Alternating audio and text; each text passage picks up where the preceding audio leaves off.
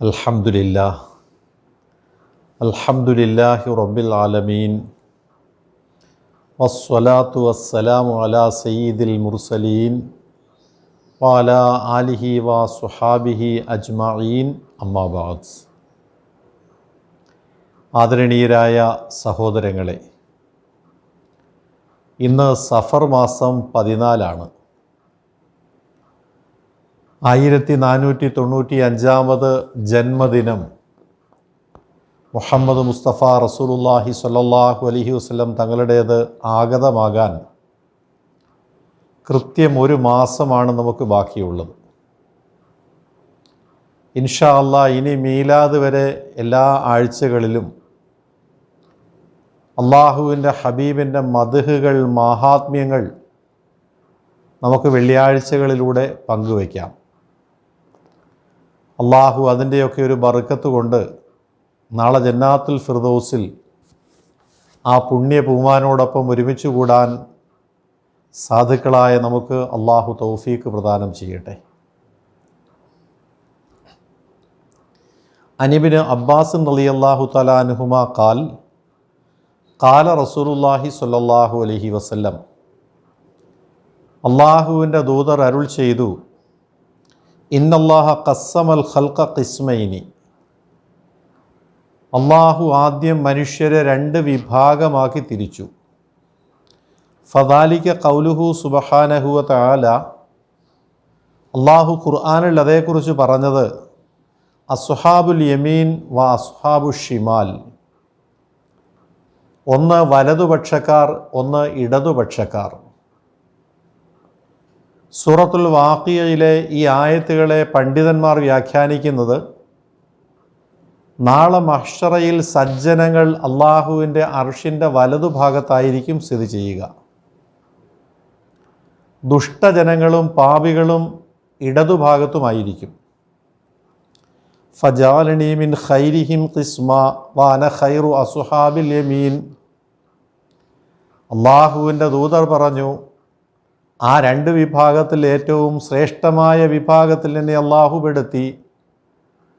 അള്ളാഹുവിന് പ്രിയപ്പെട്ടവരെയാണ് അവിടുത്തെ സിംഹാസനത്തിൻ്റെ വലതുഭാഗത്ത് അള്ളാഹു ഇരിപ്പിടം നൽകുക.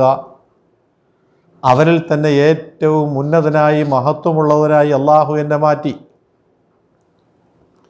സുമ്മ ജാറൽ ഖിസ്മൈനി അസ്ലാസ, പിന്നീട് ആ 2 വിഭാഗത്തോടൊപ്പം മൂന്നാമതൊരു വിഭാഗത്തെ കൂടി അള്ളാഹു ഉൾപ്പെടുത്തി. വദാലിക ഖൗലുഹു സുബ്ഹാനഹു വ തആല, അള്ളാഹു ഖുർആനിൽ പറഞ്ഞു, ഫഅസ്ഹാബുൽ മൈമന വ അസ്ഹാബുൽ മഷ്അമ വസ്സാബിഖൂന അസ്സാബിഖൂൻ, വലതുപക്ഷക്കാരായ ഒരു വിഭാഗം, ഇടതുപക്ഷക്കാരായ മറ്റൊരു വിഭാഗം, വസ്സാബിഖൂന അസ്സാബിഖൂൻ, എല്ലാ നന്മകളിലും ഏറ്റവും മുൻകടന്ന മറ്റൊരു വിഭാഗം. അള്ളാഹുവിൻ്റെ അർഷിൻ്റെ മുൻഭാഗത്ത് ഇരിപ്പിടം നൽകപ്പെടുന്ന എല്ലാ ഖൈറുകളിലും നന്മകളിലും മുന്നേറിയവർ, മത്സരിച്ച് മുന്നേറിയവർ. അങ്ങനെ മൂന്നാമതൊരു വിഭാഗത്തെ അള്ളാഹു തിരഞ്ഞെടുത്തു. വാന ഖൈറു സാബിഖീൻ, ആ മുൻഗണനാ വിഭാഗത്തിലെ ഏറ്റവും ശ്രേഷ്ഠനായ വ്യക്തിയാകുന്നു ഞാൻ. ചുരുക്കത്തിൽ അള്ളാഹുവിൻ്റെ സൃഷ്ടികളെ 3ആക്കി തിരിക്കുകയും അതിൽ അർഷിൻ്റെ മുൻഭാഗത്ത് ഇരിപ്പിടം നൽകപ്പെടുകയും ചെയ്യപ്പെടുന്നവരിൽ അവരിൽ തന്നെ ഏറ്റവും ഉത്തമനായി അള്ളാഹു എന്നെ തിരഞ്ഞെടുത്തു. സുമ്മ ജാലൽ അസ്ലാസ ഖബായില, നബിതങ്ങൾ പറയുകയാണ്, പിന്നീട് ഈ 3 വിഭാഗത്തെയും അല്ലാഹു തആല പല വിഭാഗങ്ങളും ഗോത്രങ്ങളും കുടുംബങ്ങളുമാക്കി ഭൂമിയിൽ സൃഷ്ടിക്കുകയുണ്ടായി. വദാലിക ഖൗലുഹു സുബ്ഹാനഹു വ തആല, അതേ സംബന്ധിച്ച് സൂറത്ത് ഹുജറാത്തിൽ അല്ലാഹു സുബ്ഹാനഹു വ തആല പറഞ്ഞു, വജഅൽനാകും ശുഊബൻ വ ഖബായില, മനുഷ്യരെ വിവിധ ഗോത്രങ്ങളും കുടുംബങ്ങളും വർഗങ്ങളും ഒക്കെയാക്കി നാം സൃഷ്ടിച്ചു. ഫജഅലനി മിൻ ഖൈരിഹാ ഖബീല, ഏറ്റവും ശ്രേഷ്ഠമായ വിഭാഗത്തിൽ അള്ളാഹു എന്നെ ഭൂമിയിൽ സൃഷ്ടിച്ചു. ഫന അത്ഖ വലതി ആദം, ആദം അലൈഹിസ്സലാമിൻ്റെ സന്താനങ്ങളിൽ അള്ളാഹുവിനെ ഏറ്റവും ഭയപ്പെടുന്ന, സൂക്ഷിക്കുന്ന, തഖ്വ ഉള്ള വ്യക്തി ഞാനാകുന്നു. വ അക്രമഹും അലല്ലാ, അള്ളാഹുവിൽ ഏറ്റവും സ്ഥാനമുള്ളവൻ പദവിയുള്ളവനും ഞാനാകുന്നു.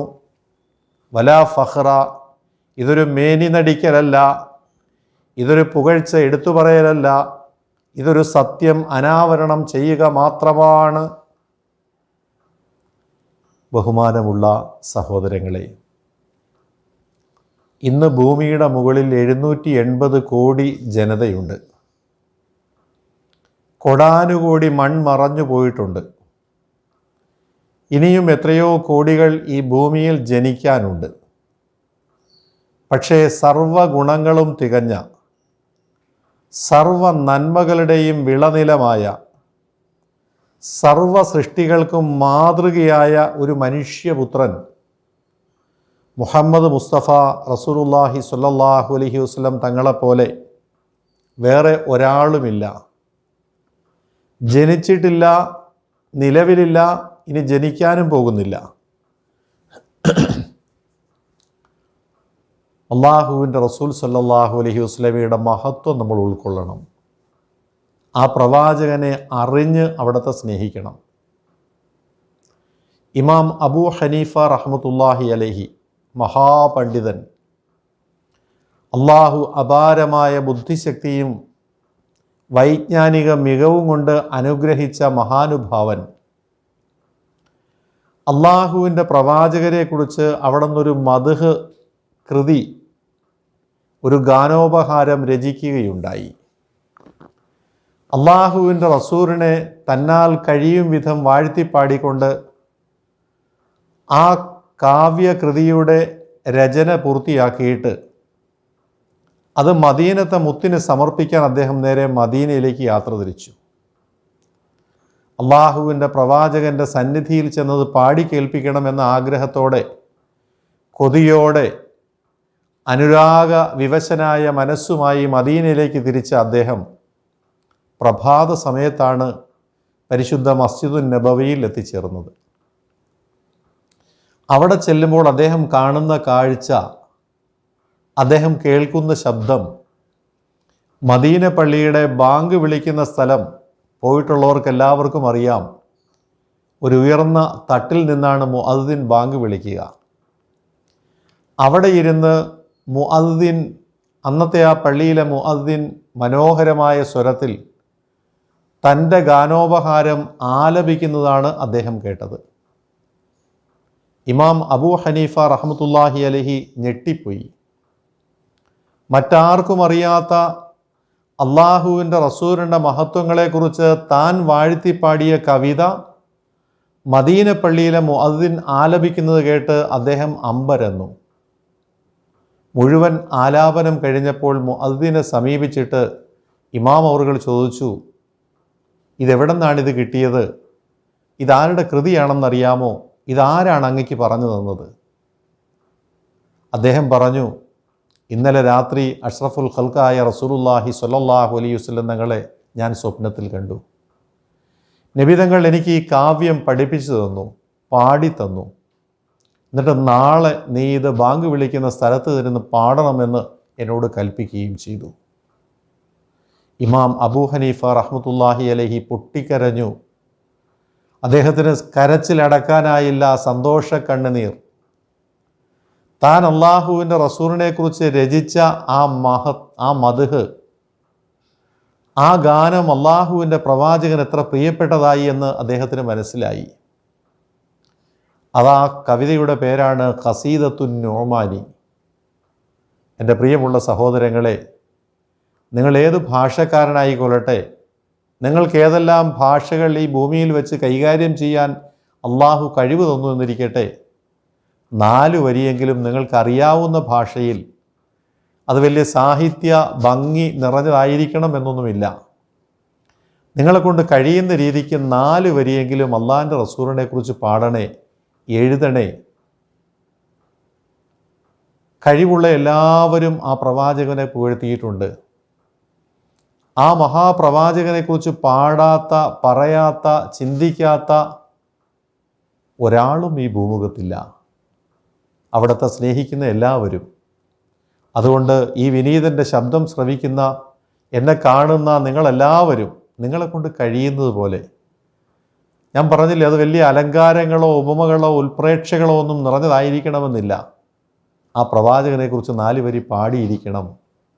പാടിയില്ലെങ്കിൽ നമ്മൾ ആ നബി എങ്ങനെ സ്നേഹിക്കുന്നവരാകും, എങ്ങനെ പ്രിയം വയ്ക്കുന്നവരായിത്തീരും? മഹത്തായ ഇമാം അബൂ ഹനീഫ റഹ്മത്തുള്ളാഹി അലൈഹിയുടെ ഖസീദത്തുൻ നുഅ്മാനി പഠിക്കുക.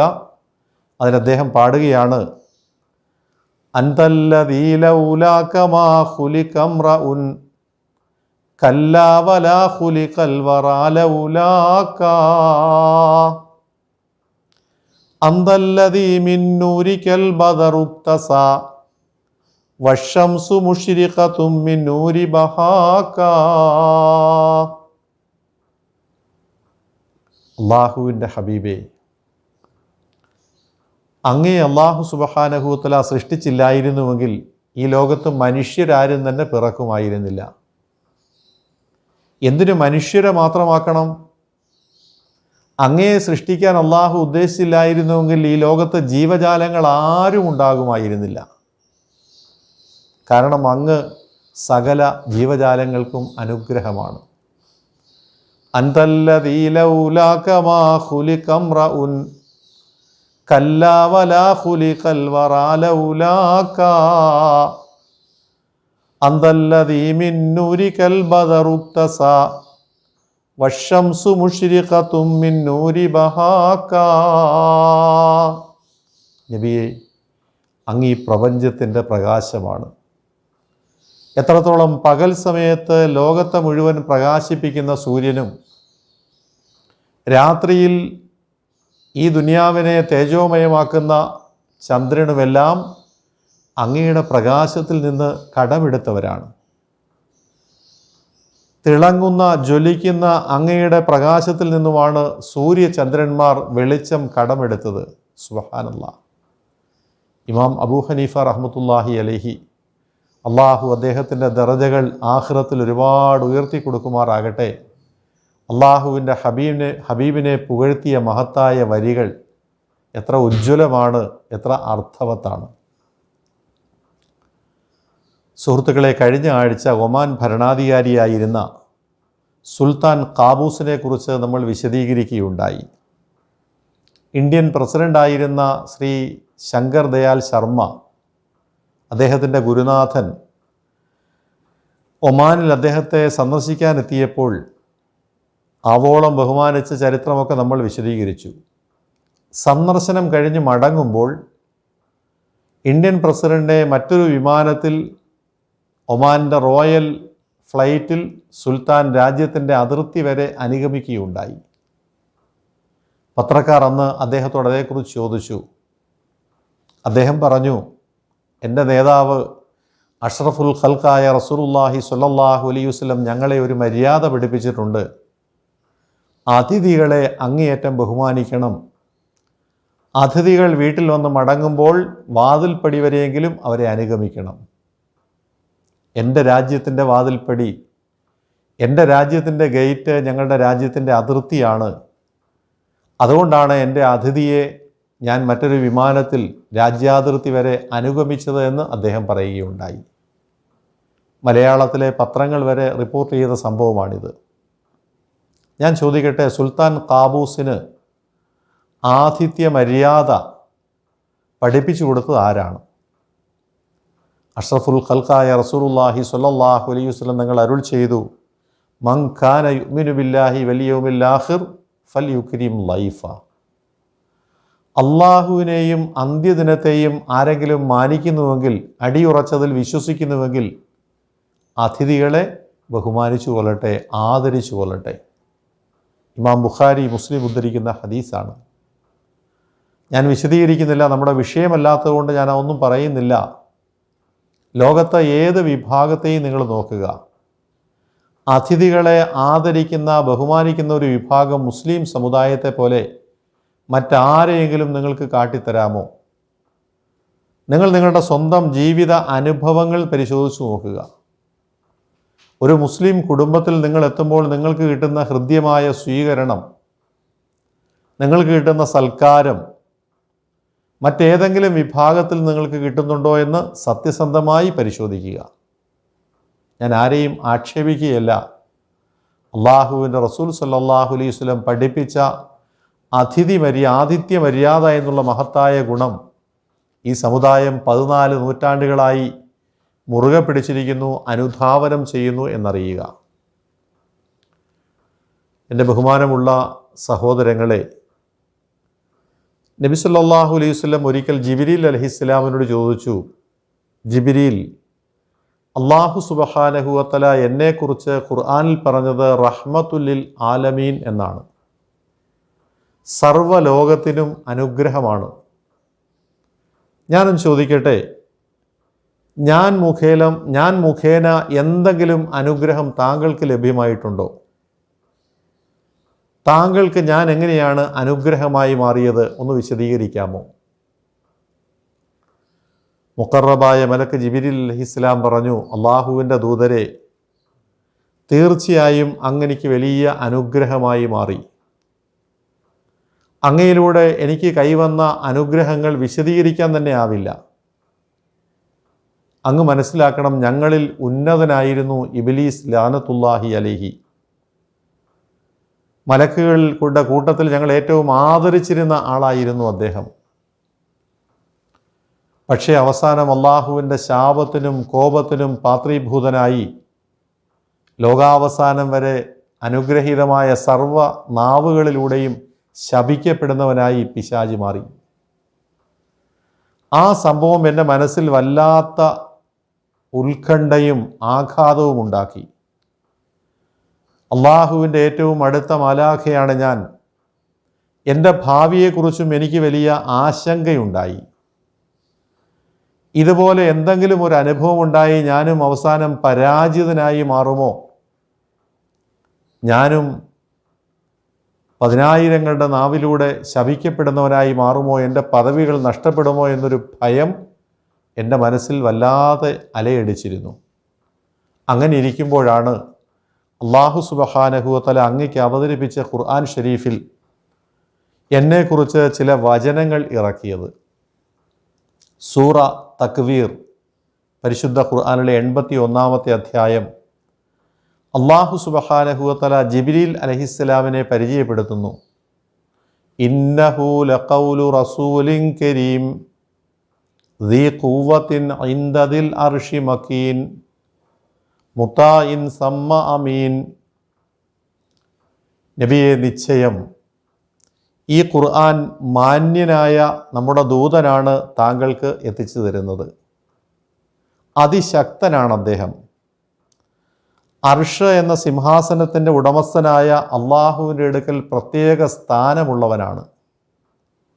അള്ളാഹുവിനെ ഏറ്റവും അധികം അനുസരിക്കുന്നവനാണ്. അള്ളാഹുവിൻ്റെ ഏറ്റവും വിശ്വസ്തനുമാണ് അദ്ദേഹം. ജിബ്രീൽ അലൈഹിസ്സലാം തുടരുകയാണ്, എന്നെക്കുറിച്ച് അല്ലാഹു സുബ്ഹാനഹു വ തആല അവിടുത്തെ കലാമിൽ 6 വിശേഷണങ്ങളാണ് അവതരിപ്പിച്ചത്. നബിയെ, അങ്ങേക്ക് അവതീർണമായ ഖുർആനിലാണ് അള്ളാഹു എന്നെ പരാമർശിച്ചത്. 2, അങ്ങയ്ക്ക് കൃത്യമായും പൂർണ്ണ വിശ്വസ്തയോടെയും ഞാൻ എത്തിച്ചു തന്നതിനാലാണ് അല്ലാഹു സുബ്ഹാനഹു വ തആല എനിക്ക് ഈ ബഹുമാനം തന്നത്. ഈ വചനങ്ങൾ അവതരിച്ചതോടെ എൻ്റെ എല്ലാ ആശങ്കയും ഉത്കണ്ഠയും അവസാനിച്ചു. എൻ്റെ ഭയം അസ്തമിച്ചു. ഈ പദവിയും സ്ഥാനവും ബഹുമതികളുമെല്ലാം എനിക്ക് ലഭ്യമാകാൻ കാരണക്കാരൻ അങ്ങാണ്. അങ്ങ് എങ്ങനെ എനിക്ക് അനുഗ്രഹമാകാതെ മാറും? സുബ്ഹാനല്ലാഹ്. അള്ളാഹു പറഞ്ഞു, റഹ്മത്തുല്ലിൽ ആലമീൻ. ഒരു ഉപാധിയുമില്ലാതെയാണ് പറഞ്ഞത്. പ്രപഞ്ചത്തിലെ സകല സൃഷ്ടികൾക്കും അനുഗ്രഹത്തിന്, കാരുണ്യത്തിന് കാരണഭൂതനാണ് മഹാനായ റസൂലുള്ളാഹി സ്വല്ലല്ലാഹു അലൈഹി വസല്ലം. അല്ലാഹു റബ്ബുൽ ആലമീൻ, എല്ലാറ്റിൻ്റെയും സകല ചരാചരങ്ങളുടെയും നാഥൻ. അള്ളാഹുവിൻ്റെ റസൂൽ റഹ്മത്തുല്ലിൽ ആലമീൻ, സകല ചരാചരങ്ങൾക്കും അനുഗ്രഹം. ഒന്ന് റബ്ബുൽ ആലമീൻ, ഒന്ന് റഹ്മത്തുല്ലിൽ ആലമീൻ. മഹാനായ പ്രവാചകൻ്റെ പദവിയും സ്ഥാനവും എത്രമാത്രമാണെന്ന് സമുദായം ശരിക്കും ഉൾക്കൊള്ളട്ടെ. പ്രിയമുള്ള സുഹൃത്തുക്കളെ, നമ്മുടെ മുഖ്യമന്ത്രി കുറച്ച് നാളുകൾക്ക് മുമ്പ് അള്ളാഹുവിൻ്റെ റസൂലുമായി ബന്ധപ്പെട്ട് ഒരു പ്രസ്താവന നടത്തുകയുണ്ടായി. ഈ അടുത്ത ദിവസം പത്രക്കാരുടെ ചോദ്യത്തിന് മറുപടിയായി അദ്ദേഹം ആ പഴയ പ്രസ്താവന ആവർത്തിക്കുകയും ചെയ്തു. മഹാനായ പ്രവാചകരുടെ തിരുശേഷിപ്പുകൾ ബോഡി വേസ്റ്റാണ് എന്നാണ് അദ്ദേഹം പറഞ്ഞത്. സത്യത്തിൽ മുസ്ലിം സമുദായത്തെ ഏറെ വേദനിപ്പിച്ച ഒരു പ്രസ്താവനയാണ് സംസ്ഥാന മുഖ്യമന്ത്രി നടത്തിയത്. അള്ളാഹുവിൻ്റെ റസൂലിനെ സംബന്ധിച്ചിടത്തോളം അവിടുത്തെ എല്ലാ കാര്യങ്ങളും പവിത്രമാണ്. വിശ്വാസികൾക്ക് അവയൊക്കെയും അമൂല്യവും സർവാദരണീയവുമാണ്. വിശ്വസിക്കാനും അവിശ്വസിക്കാനും എല്ലാവർക്കും സ്വാതന്ത്ര്യമുണ്ട്. പക്ഷേ ലോകത്ത് 1/3 വരുന്ന ഒരു ജനത ആദരിക്കുകയും ബഹുമാനിക്കുകയും ചെയ്യുന്ന മതചിഹ്നങ്ങളെ അനാദരിക്കുന്ന വാക്കുകൾ ആരിൽ നിന്നുണ്ടായാലും അത് അങ്ങേയറ്റം ഖേദകരവും അപലപനീയവുമാണ്.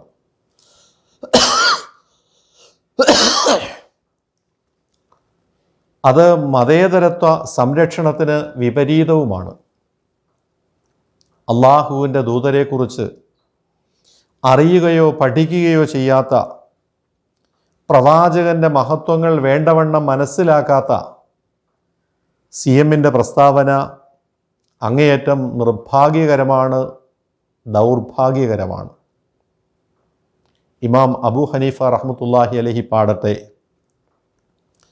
വല്ലാഹി യാ യാസീനു മിസ്ലുക ലം യകുൻ ഫിൽ ആലമീന വഹഖി മൻ നബ്ബാക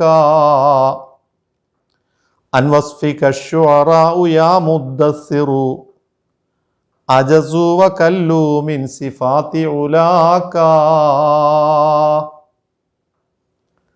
അല്ലാഹുവിൻ്റെ ഹബീബേ, അങ്ങയെപ്പോലെ ഒരു സൃഷ്ടിയെ അല്ലാഹു സുബ്ഹാനഹു വ തആല സൃഷ്ടിച്ചിട്ടില്ല. അങ്ങയെ പ്രവാചകനായി നിയോഗിച്ച അള്ളാഹുവിൽ സത്യം ചെയ്ത് ഞാൻ പറയുന്നു, അങ്ങയ്ക്ക് തുല്യനായി മറ്റൊരു സൃഷ്ടിയില്ല, മനുഷ്യപുത്രനില്ല. വല്ലാഹി യാ യാസീനു മിസ്ലുക ലം യകുൻ ഫിൽ ആലമീന വഹഖി മൻ നബ്ബാക അൻ വസ്ഫിക ശുഅറാഉ യാ മുദ്ദസ്സിറു അജസു വകല്ലു മിൻ സിഫാതി ഉലാക. അള്ളാഹു അങ്ങയ്ക്ക് നൽകിയ മഹത്തായ അനുഗ്രഹങ്ങൾ അത് വർണ്ണിക്കുവാൻ കവികൾ അശക്തരാണ്.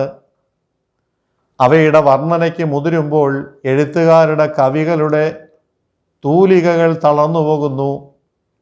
അവരെ കൊണ്ട് വിവരിക്കാനാവാത്ത വണ്ണം എത്രയോ ബൃഹത്താണത്. അല്ലാഹു സുബ്ഹാനഹു വ തആല പരിശുദ്ധ ഖുർആനിൽ പറഞ്ഞു, വമൻ യുതിഇല്ലാഹ വ റസൂലഹു ഫഖദ് ഫാസ ഫൗസൻ അളീമ. സൂറത്തുൽ അഹ്സാബ് 71-ാം വചനം. അള്ളാഹുവിനെയും റസൂലിനെയും ആര് വഴിപ്പെട്ടുവോ അവൻ സമ്പൂർണ്ണ വിജയം കരസ്ഥമാക്കി. പ്രവാചകനെ വഴിപ്പെടുന്നത് അള്ളാഹുവിനെ വഴിപ്പെടുന്നതിന് തുല്യമാക്കി അള്ളാഹു മാറ്റി. മറ്റൊരു സൃഷ്ടിയെക്കുറിച്ചും ഒരു മനുഷ്യനെക്കുറിച്ചും അള്ളാഹു ഇങ്ങനെ പ്രസ്താവിച്ചിട്ടില്ല. വമൻ യഅസില്ലാഹ വറസൂല വയതഅദ്ദ ഹുദൂദ യുദ്ഖിൽഹു നാറൻ ഖാലിദൻ ഫീഹാ വലഹു അദാബും മുഹീൻ. സൂറത്തുൻ നിസാ 14-ാം ആയത്തിൽ അല്ലാഹു സുബ്ഹാനഹു വ തആല പറഞ്ഞു, അള്ളാഹുവിനും റസൂലിനും എതിര് കാണിക്കുന്നവർ, അള്ളാഹുവിൻ്റെ നിയമപരിധികൾ ലംഘിക്കുന്നവർ ശാശ്വതമായി നാളെ നരകത്തിലാണ്, ഹീനമായ ശിക്ഷകളായിരിക്കും അവർ ഏറ്റുവാങ്ങേണ്ടി വരിക.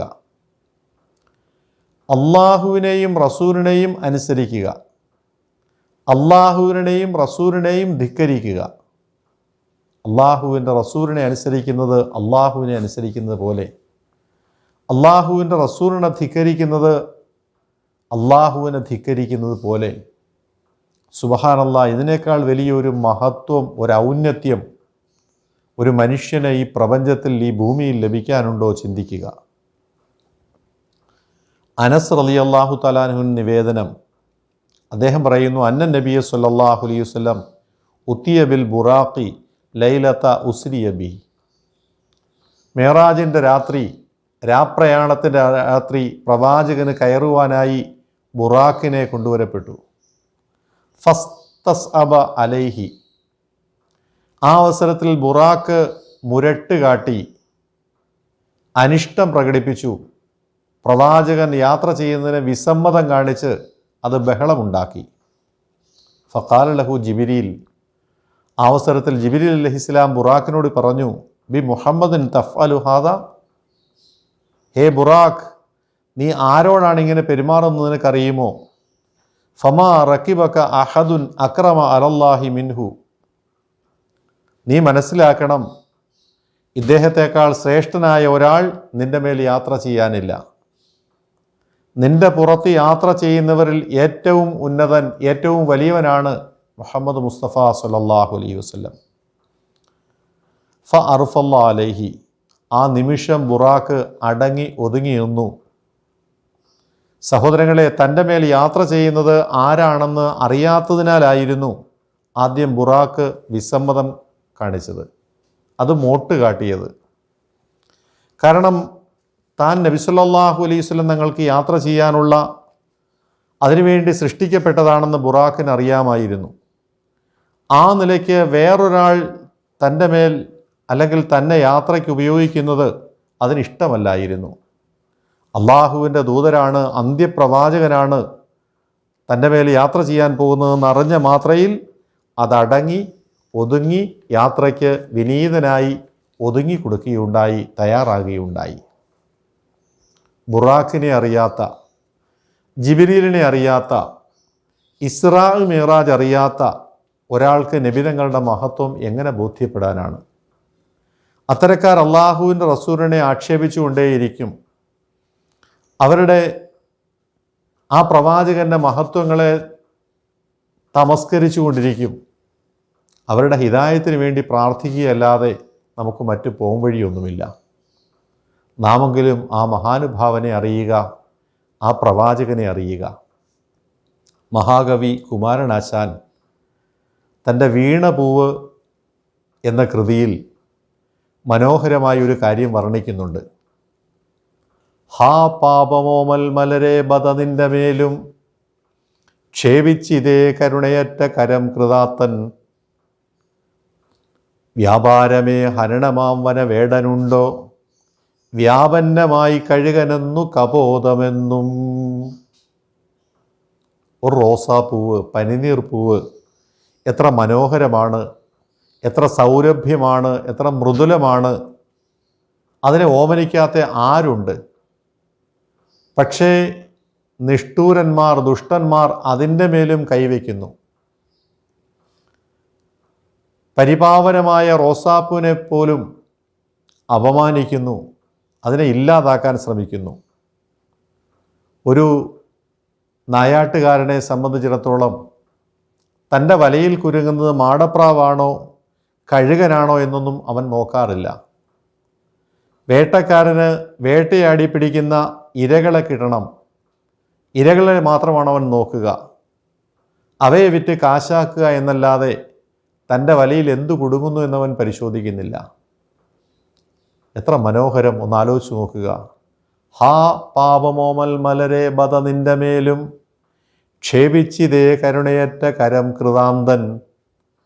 വ്യാപാരമേ ഹരണമാം വന വേടനുണ്ടോ വ്യാപന്നമായി കഴുകനെന്നു കപോതമെന്നും. പരിപാവനമായ നിർമ്മലമായ റോസാദളത്തെ പോലും വെറുതെ വിടാത്തവർ, അവർ കിട്ടുന്നതിനെല്ലാം വിമർശിച്ചുകൊണ്ടേയിരിക്കും. അവരുടെ ഉദ്ദേശം, ലക്ഷ്യം അവർക്ക് അവരുടേതായ ബിസിനസ്സാണ്. അതിന് മുന്നിൽ കിട്ടുന്ന എന്തിനേയും അവർ ആക്ഷേപിച്ചുകൊണ്ടിരിക്കും. വസ്തുതകൾ വേണ്ടവണ്ണം മനസ്സിലാക്കില്ല, ആരാണ് എന്താണ് എന്ന് ചിന്തിക്കില്ല.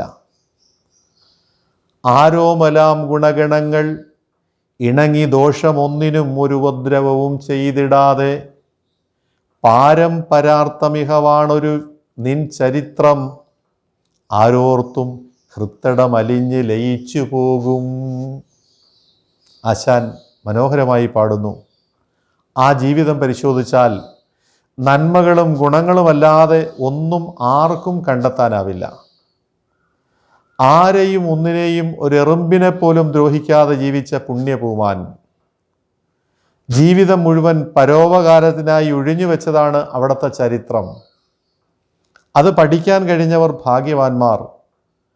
അവിടത്തെക്കുറിച്ച് അറിഞ്ഞവർ അറിയാതെ ആ മഹത്വത്തെ സ്നേഹിച്ചു പോകും, ആ വ്യക്തിത്വത്തെ പ്രേമിച്ചു പോകും, ആ ജീവിതത്തിൽ ആകൃഷ്ടരായി ലയിച്ചു പോകും തീർച്ച. അതറിയാത്തവർ വിമർശിച്ചുകൊണ്ടേയിരിക്കും, കുറ്റപ്പെടുത്തിക്കൊണ്ടേയിരിക്കും, ആക്ഷേപിച്ചുകൊണ്ടിരിക്കും, അപഹസിച്ചുകൊണ്ടിരിക്കും. ആരോമലാം ഗുണഗണങ്ങൾ ഇണങ്ങി ദോഷമൊന്നിനും ഒരു ഉപദ്രവവും ചെയ്തിടാതെ പാരം പരാർത്ഥമികവാണൊരു നിൻ ചരിത്രം, ആരോർത്തും ഹൃത്തടം അലിഞ്ഞ് ലയിച്ചു പോകും. എൻ്റെ ബഹുമാനമുള്ള സ്നേഹിതരെ, മഹാനായ റസൂലുള്ളാഹി സ്വല്ലല്ലാഹു അലൈഹി വസല്ലം തങ്ങളുടെ 1495 ജന്മദിനം ആഗതമാകുന്നു. ഒരു മാസം മാത്രം. ഈ മഹത്തായ നബിദിന ദിവസം അള്ളാഹുവിൻ്റെ ഹബീബിന് വിനീതരായ നാം ഒരു സ്നേഹ ഉപഹാരം സമർപ്പിക്കണം.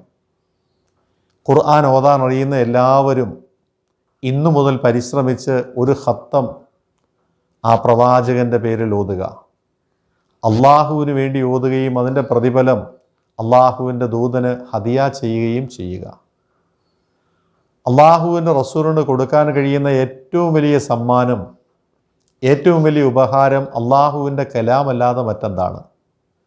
അതുകൊണ്ട് എൻ്റെ ശബ്ദം ശ്രവിക്കുന്ന, എന്നെ കാണുന്ന എല്ലാ സഹോദരീ സഹോദരങ്ങളോടുള്ള അഭ്യർത്ഥന, ഇന്നു മുതലൊന്ന് ആഞ്ഞു പിടിക്കുക. നിഷ്പ്രയാസം ഒരു ഖത്തം നമുക്ക് തീർക്കാം.